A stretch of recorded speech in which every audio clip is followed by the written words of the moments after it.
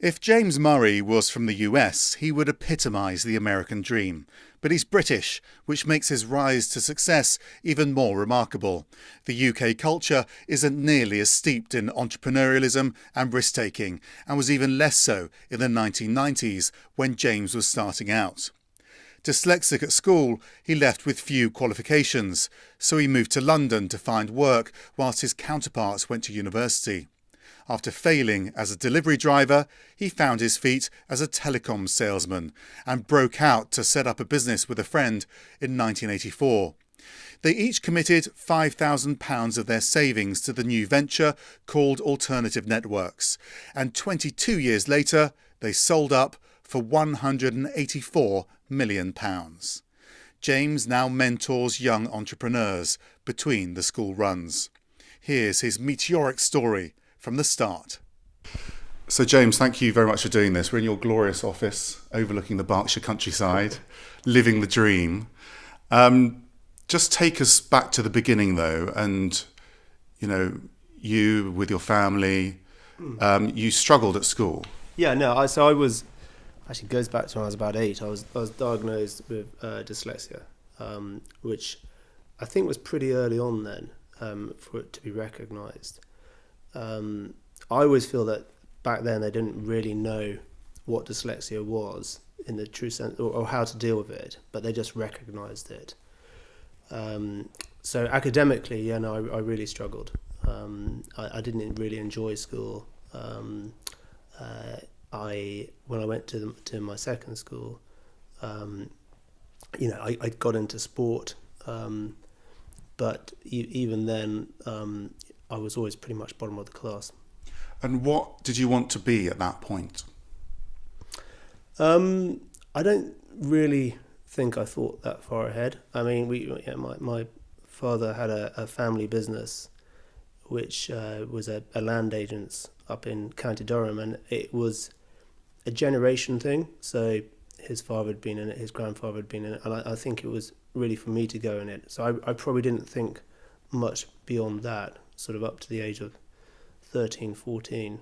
And then I had a chat with my father who said, listen, I don't think you should look to go into the business, which it was a good thing. Is that a very clear memory? Yeah, it is actually. It's one of those ones where I sort of even remember I was in a car travelling back home with him from school, and I think he probably felt that it just wasn't the right thing for me, and possibly not even the right thing for him. Maybe held him back, and he didn't want that to happen to me. So then you needed to find an alternative, because this was a family business, and your assumption probably was you might go into that at some point. Yeah, no, exactly. And I think, I guess when I was 16, 17, I started to have the confidence in that I was going to be okay. I think my parents worried what I was going to do, and I felt that was probably quite a burden for them. And actually, I didn't want them to worry, and I wanted to be independent. And I started to think, well, actually, do you know what? I'm not quite sure what it looks like, but things are going to be okay.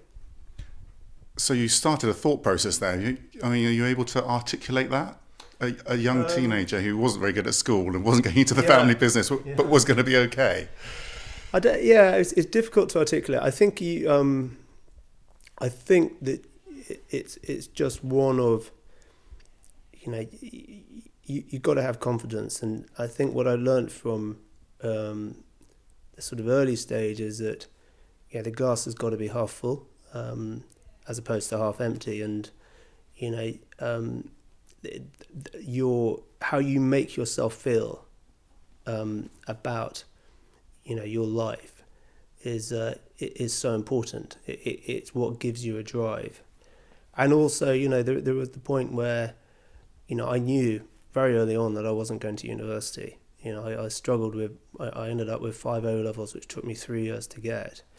But I decided that, things would be okay. But I really had to be positive about life and the steps I was going to take. And what were those first steps? Well, I think so. When I came to London, when I was 19, and started working when I was 19, and my first job working for a wine company, delivering wine around London, pretty much lasted 2 weeks. I then got another job working for a small telecoms company as an engineer, and that lasted about 6 months. So I went for another job as well, which didn't last very long. I remember sitting in my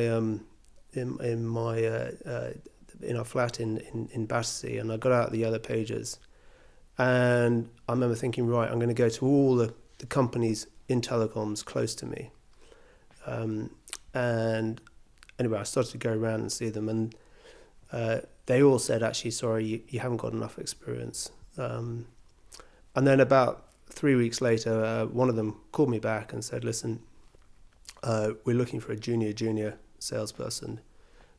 Why didn't you come in? And went in, had the interview, probably a terrible interview, but got offered the job. And it was on a very low basic, sort of £6,000 a year.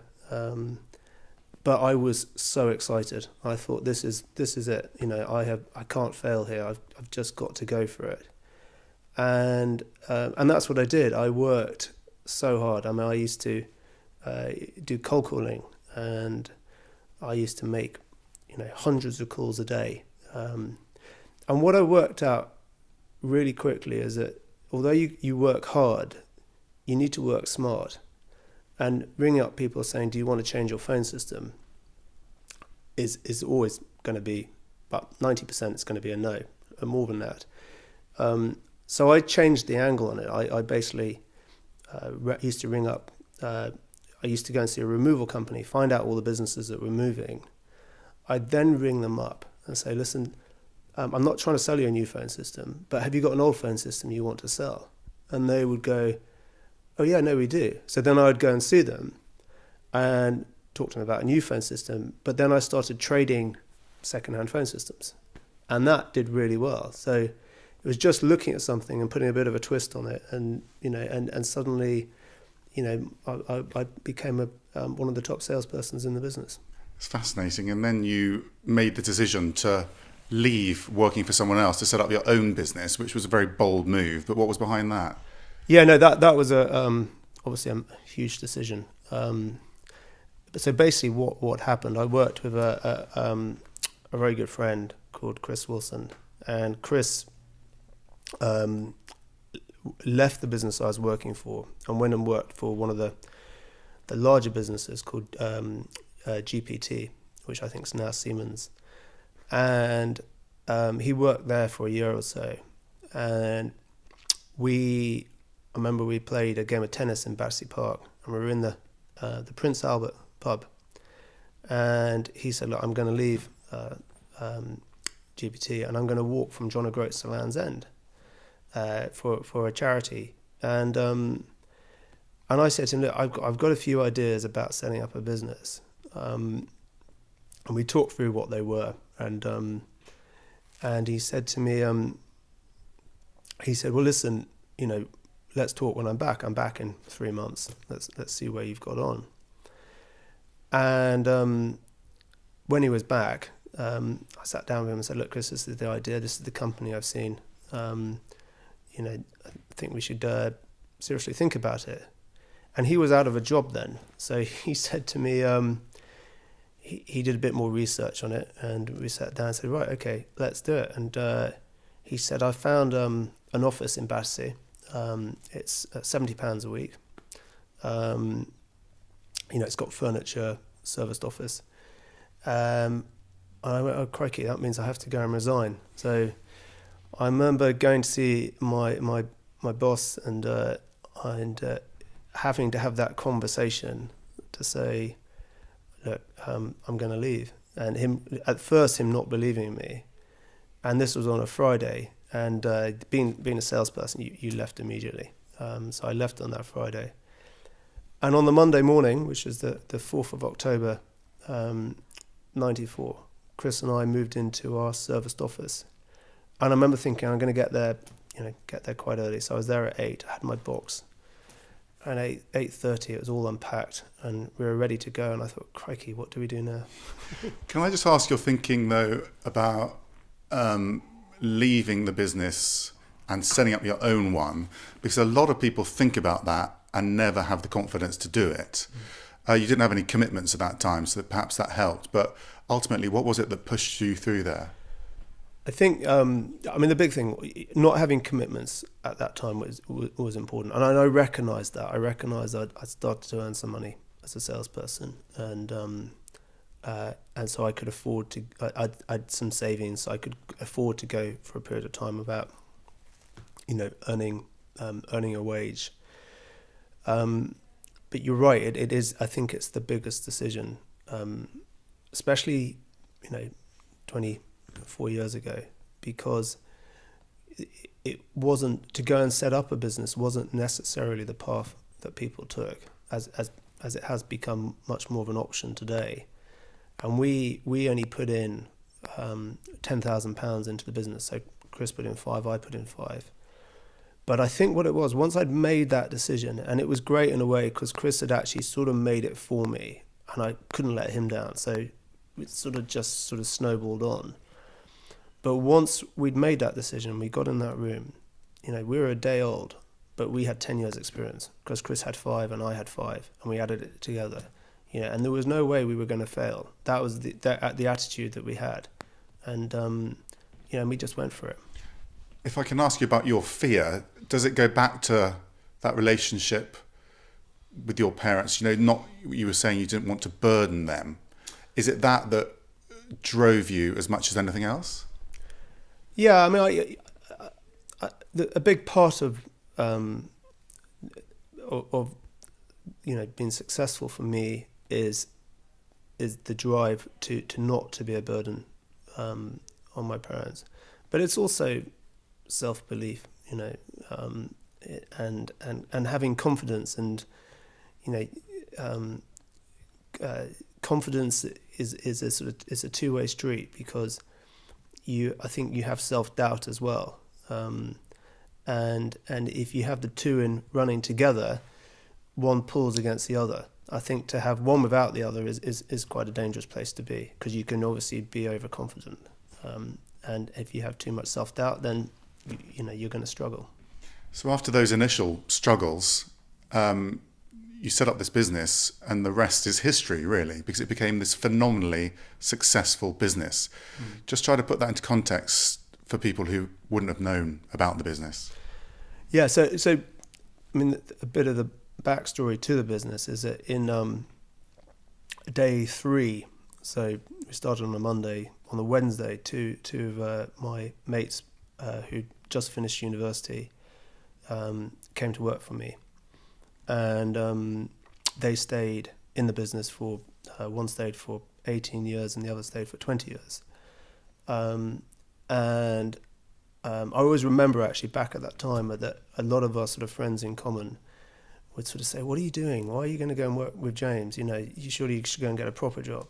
And we, they stuck with it, which was an amazing thing for them to do. And also my sister worked for me initially, and then we took on her partner who to do our books, and he was very good, a chap called Edward, and eventually we asked him to come on full time, so he sort of gave up his little practice he had, and so really the story about the team was that the team was a huge part of the success. So it was never just about me by a long shot. It was more about me being able to build that team around me and then keep them together. It's interesting though, because when I asked you that, you didn't talk about what the business did. You're talking about the people in the business. Yeah. Is that important? Is that significant? I think it's hugely. Yeah, I think you got to look at the people. You got to have a good idea, no doubt you got to have a good idea. And our idea was good, but it was always evolving. So it was telecoms initially, and the thing that I clicked onto on the whole planning of the business is that you wanted a recurring revenue stream, and that's what we developed. So we did phone calls, and then we went on to mobiles, and then we stepped into selling phone systems, and we sort of built this whole sort of product set over 10 years. The product set, and then we developed. So the products, and then we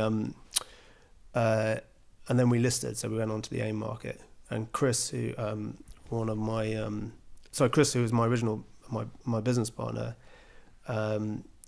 wanted to leave and go and live in Australia.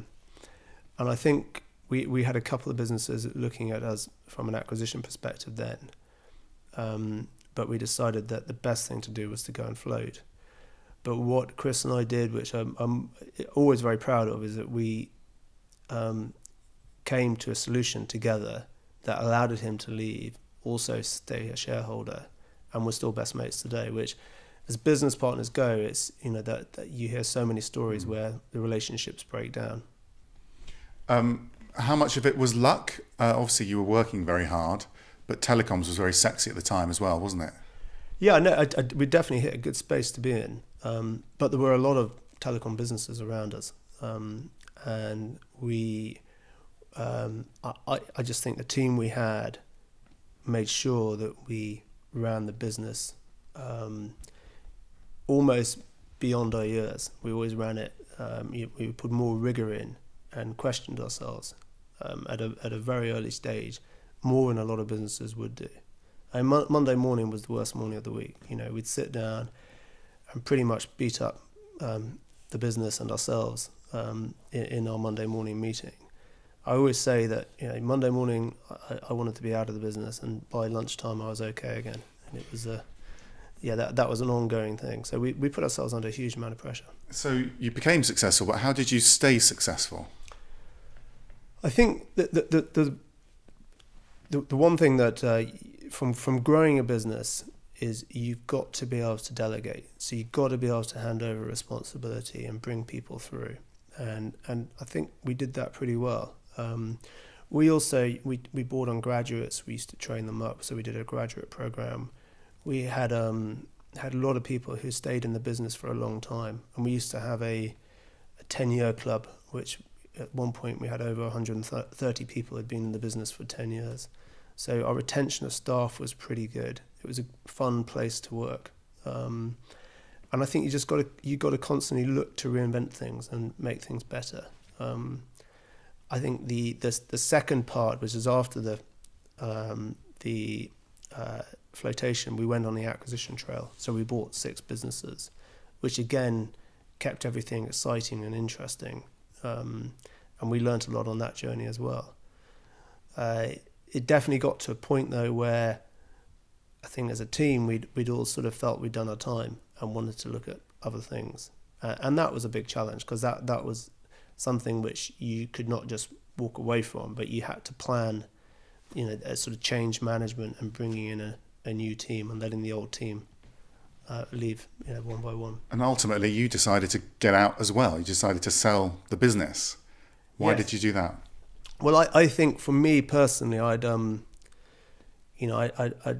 started work when I was 19. I'd set up the business when I was 24. I hadn't done anything else apart being that business, and sold it when I was 46. And I think I just got to the point where I felt we could go on and grow the business, but I'd have to do that. We'd have to go and do some acquisitions.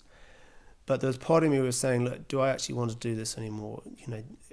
Wouldn't it be nice to go and challenge myself at something else and slightly have more freedom? I mean, you do become institutionalized in your own business, and actually to break away and have the freedom to look at other things sort of excited me. It was daunting at the same time, but it did excite me. And so you sold the business. How did you know when to sell it? Because presumably there's a debate about, how much you're going to make for this business, because when you're getting out, actually the money becomes important, although as you've described, the money wasn't really the driver whilst you were building it. Yeah, and I think it's difficult in a way when you're coming to sell a business. Is you can't suddenly decide to sell a business, and we had done in the past. We said, let's actually, maybe this is the time, but you can't find a buyer, and we were an awkward size of business where we were too big for the smaller opportunities, and then too small for the bigger businesses. So we're in this sort of no man's land, so to speak. And there were probably realistically 2 or 3 businesses that would come in for us. And when one of those businesses did come in for us, I thought, well, this is the right time. Before that, I'd known, when we were much smaller, I'd always known that it wasn't the right time to sell. That we still had plenty to go. And you sold. You received the money. Yeah. What was that like?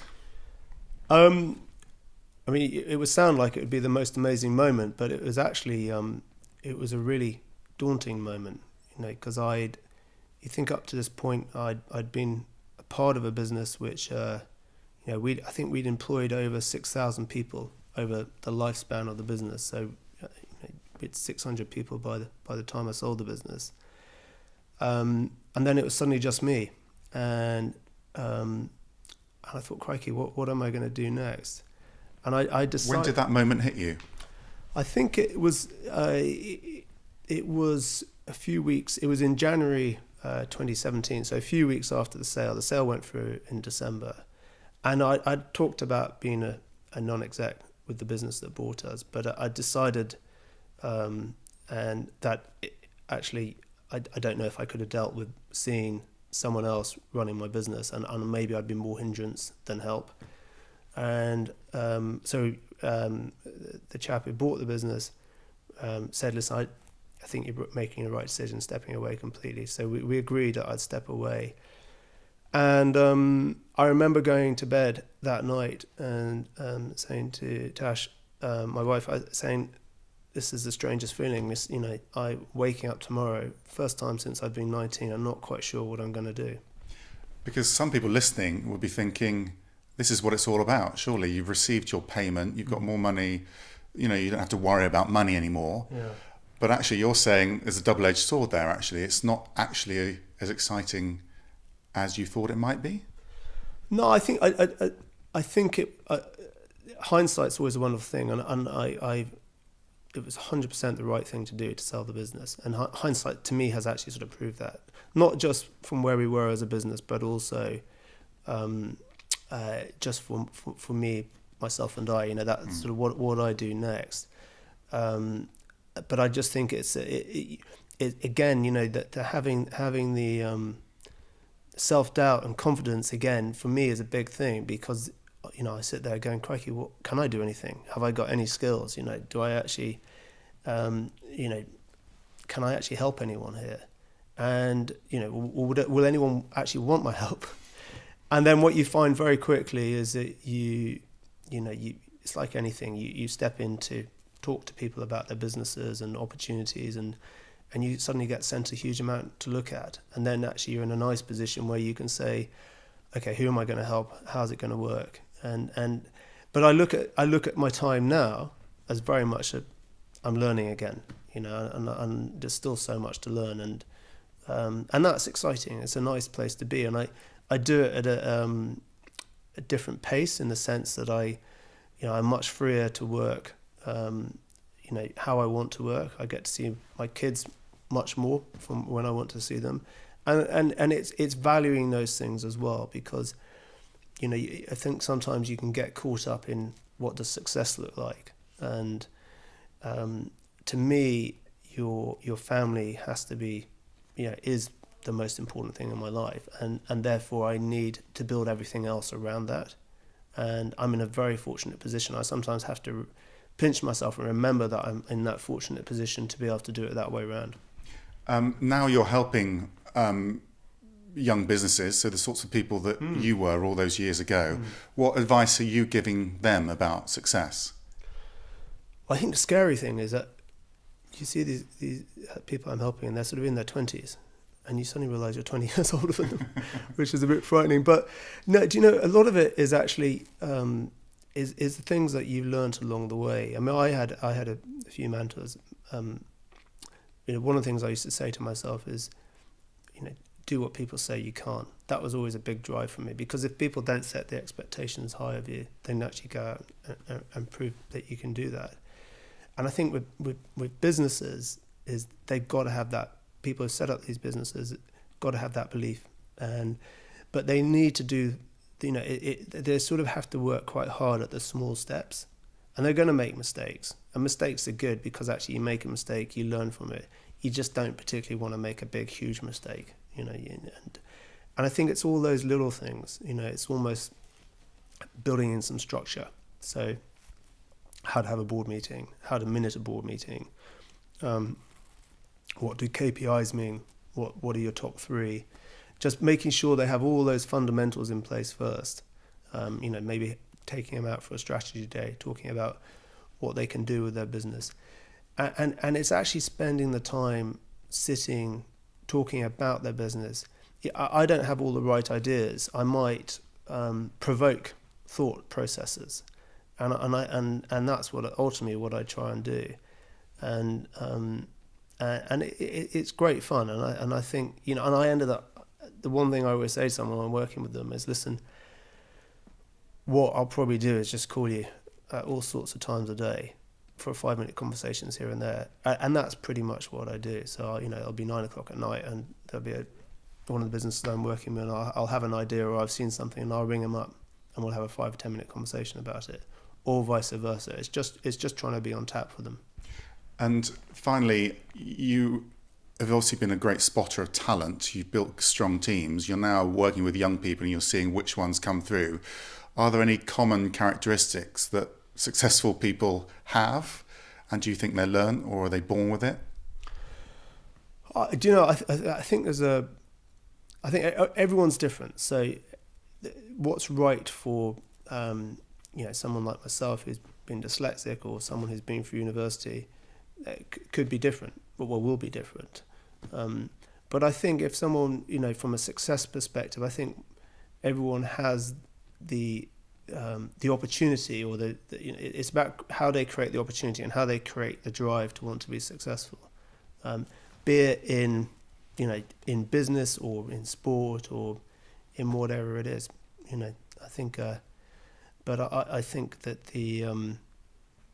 if I look at the people I'm working with on the business side, I think that I take my hat off to them, because it is that determination, especially now where there are so many businesses out there. How do you make yourself different and better than your competition?